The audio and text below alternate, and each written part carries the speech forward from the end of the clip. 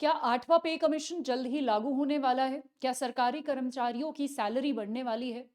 क्या 8वें पे कमीशन को लेकर कोई अपडेट नया आया है? बिल्कुल नया एक अपडेट आया है। रिसेंटली मॉनसून सत्र जो हमारा मॉनसून सेशन जो हमारा चल रहा है, उसमें एक बड़ा अपडेट यहाँ पर 8 पे कमीशन के बारे में आया है। आज यहाँ पर आप देख सकते हैं जहाँ पर जो हमारे लोकसभा है, लोकसभा में एक लिखित उत्तर में जो हमारे वित्त मंत्री साहब हैं, जो हमारे वित्त राज्य मंत्री पंकित पंकज चौधरी साहब हैं, उन्होंने इसे लेकर तस्वीर साफ करते हुए ये कहा है कि सभी से इनपुट मांगे गए हैं और आयोग का औपचारिक नोटिफिकेशन जारी होने के बाद इसके अध्यक्ष और अन्य सदस्यों की नियुक्ति कर दी जाएगी। यानी जैसे ही नोटिफिकेशन जारी किया जाता है, वैसे ही नोटिफिकेशन जारी होने के जस्ट बाद जितने भी अध्यक्ष हैं, जितने भी लोगों को यहाँ पर बुलाया जाना है, जो कि सारी चीजें डिसाइड करेंगे, उनकी नियुक्ति कर दी जाएगी। हालांकि उन्होंने साफ किया कि अभी तक किसी भी नाम की घोषणा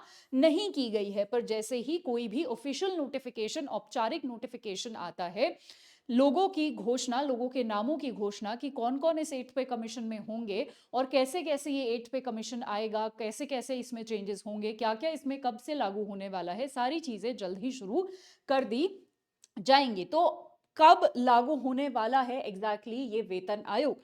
देखिए, हमारे पास कोई डेट यहाँ पर कोई ऑफिशियल नहीं है, पर जब 7वां पे कमीशन लागू हुआ था, उसका जब गठन किया गया था वो 2014 फरवरी में किया गया था, लेकिन इसकी सिफारिशों को 1 जनवरी 2016 से, यानी जो भी रिकमेंडेशंस आई थी उनको 2016 से लागू किया गया था। ऐसे में ये कहा जा रहा है कि अगर हम इसी टाइमलाइन को दोहराते हैं तो 8वें वेतन आयोग की सिफारिशों को, यानी जो भी रिकमेंडेशंस होंगी, उनको 1 जनवरी 2026 से, यानी अगले साल से शुरुआत किया जा सकता है। यानी 8 पे कमीशन 1 जनवरी 2026 से लागू किए जाने की बात हो रही है, जिससे 50 लाख कर्मचारी और 65 लाख पेंशनर्स को फायदा होने वाला है। ये भी सरकार ने एक आंकड़ा दिया है।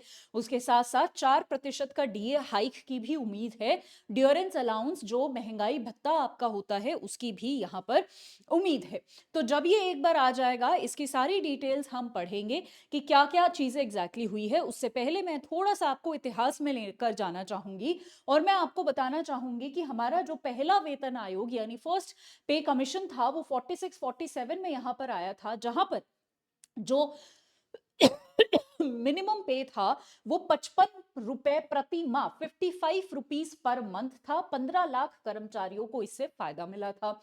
फिर दूसरा हमारा, क्योंकि ये 10-10 साल के गैप पर आते हैं, तो दूसरा हमारा 1957-59 के आसपास आया, जिसमें मिनिमम पे आपका 80 रुपए प्रति माह किया गया, जिससे 25 लाख लोगों को फायदा मिला। ऐसे ही तीसरा आया, चौथा आया, पांचवा आया, छठे सातवें को हम देख लेते हैं। छठा जो है वो हमारा 2006 और 8 में आया, ठीक है, जहां पर ये आप देख रहे हो, पहला जब आया था उसमें 55 रुपए था। 55 रुपए 1946-47 से लेकर हमारा ये जो पे है 2006 में बढ़ गया 7,000 रुपए, 7,000 रुपए प्रति माह, और इससे 60 लाख लोगों की मदद हुई। 2014 से लेके 2016 के बीच हमारा 7th पे कमीशन आया, जो अभी भी हमारा बेसिकली चल रहा है, जिसमें आपका जो पे था, बेसिक पे जो था वो 18,000, 7,000 से बढ़कर जो है डबल, ऑलमोस्ट डबल से भी ज्यादा कर दिया गया यहां पर। 18,000, 18,000 रुपए प्रति माह, और 1 करोड़ कर्मचारियों को इससे लाभ मिला था। अब ये 10 साल फिर से पूरे हो गए हैं, और अब जो चीजें यहां पर शुरू होने वाली हैं वो 2026 से जो है यहाँ पर ऐसे आंकड़े लगाए जा रहे हैं कि चीजें यहां पर शुरू हो जाएंगी। थोड़ा सा हम टाइमलाइन का भी ध्यान रखेंगे। अब यहां पर जब हम ये सारी चीज पढ़ते हैं, तो एक बड़ा इंपॉर्टेंट शब्द है फिटमेंट फैक्टर, जो कि पूरी न्यूज में है। फिटमेंट फैक्टर इसीलिए जरूरी है क्योंकि 8वें वेतन में कितनी सैलरी बढ़ेगी, तो असली सवाल ये है कि इस बार जो कर्मचारी हैं उनकी कितनी सैलरी बढ़ने वाली है। पिछले साल, मतलब पिछले वेतन के हिसाब से हमारा जो मिनिमम पे है वो 18,000 था, उससे बढ़ के इस बार कितनी हो जाने वाली है। ये कितनी होगी या कितनी नहीं, इसी चीज को डिसाइड करता है ये एक शब्द जिसका नाम है फिटमेंट फैक्टर, जिसको समझ लेते हैं। तो जितना फिटमेंट फैक्टर होगा उतनी ही आपकी जो है यहाँ पर तनख्वाह बढ़ेगी। फिटमेंट फैक्टर ये एक मल्टीप्लाइंग नंबर होता है, जिससे जो हमारी पुरानी बेसिक पे होती है उससे मल्टीप्लाई करके नई रिवाइज्ड बेसिक पे निकाली जाती है। ये फैक्टर इसीलिए दिया जाता है ताकि पुरानी पे स्केल को नए पे मैट्रिक्स के हिसाब से एडजस्ट किया जा सके और सैलरीज को यूनिफॉर्म तरीके से रिवाइज किया जा सके। एग्जाम्पल के तौर पर बताती हूं, मान लीजिए आप जो है यहां पर छठे पे कमीशन से आपकी तनख्वाह आ रही है। आपकी तनख्वाह 15, आपका जो बेसिक पे है वो 15,000 रुपए आ रहा है और आपको छठे पे कमीशन के हिसाब से तनख्वाह मिल रही है। ठीक है, उसके बाद यहां पर मान लीजिए यहां पर फिटमेंट फैक्टर हमारा 2.57 है। फिटमेंट फैक्टर एक सेकंड के लिए मानिए 2.57 हमारा फिटमेंट फैक्टर है। तो जो भी हमारा फिटमेंट फैक्टर होता है उसको हम अपनी बेसिक पे से मल्टीप्लाई करते हैं। मल्टीप्लाई करने के बाद जो भी नंबर आता है वही हमारी रिवाइज्ड या नई सैलरी होती है।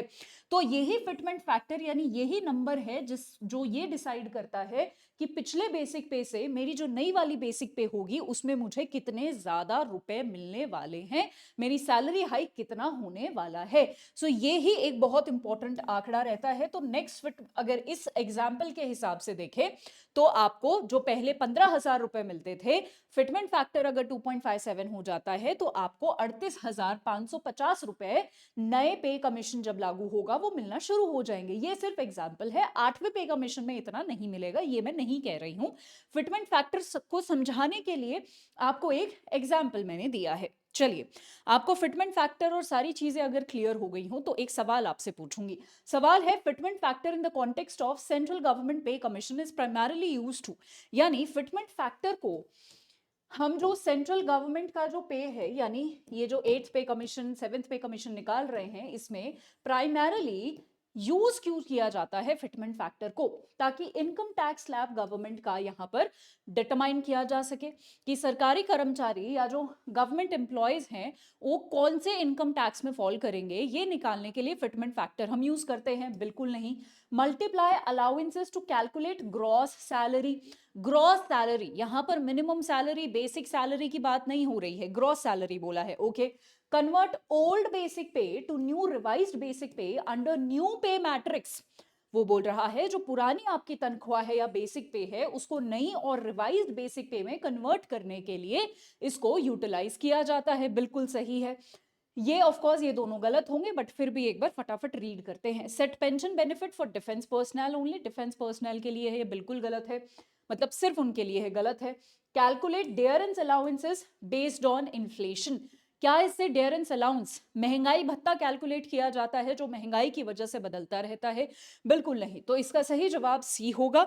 आप में से जितने भी स्टूडेंट हैं इसका जवाब मुझे कमेंट सेक्शन में, कुछ स्टूडेंट्स ने दिया है, वेरी गुड, बट जिन्हों जो नहीं दे पाए हैं आई होप आपको समझ आ गया होगा कि इसका सी जवाब जो है क्यों है। ठीक है, आज के लिए इतना ही। मैं आपको छोटी सी जानकारी देना चाहती हूं कि मेरे द्वारा यूट्यूब पे जितने भी सेशंस लिए जाते हैं वो इस टेलीग्राम पर शेयर किए जाते हैं। इसको स्कैन करके मेरा टेलीग्राम जरूर ज्वाइन कीजिए ताकि मेरे यूट्यूब पे जितने भी सेशंस आपको मिलते हैं इन सब की पीडीएफ आपको देती हूं मैं और सेशंस के सारे लिंक आपको मिलते हैं। बट उसके लिए आपको ये ज्वाइन करना पड़ेगा। आगे जाके हम कोई भी चीज़, आपको किसी भी एग्जाम से रिलेटेड कोई भी चीज़ मुझसे पूछनी है उसकी प्रॉपर गाइडेंस भी मैं यहाँ पर आपको देना शुरू करूंगी। उसके लिए आप ज्वाइन कर लीजिए। आज के लिए इतना ही। आई होप आपको सेशन पसंद आया हो। Thank you.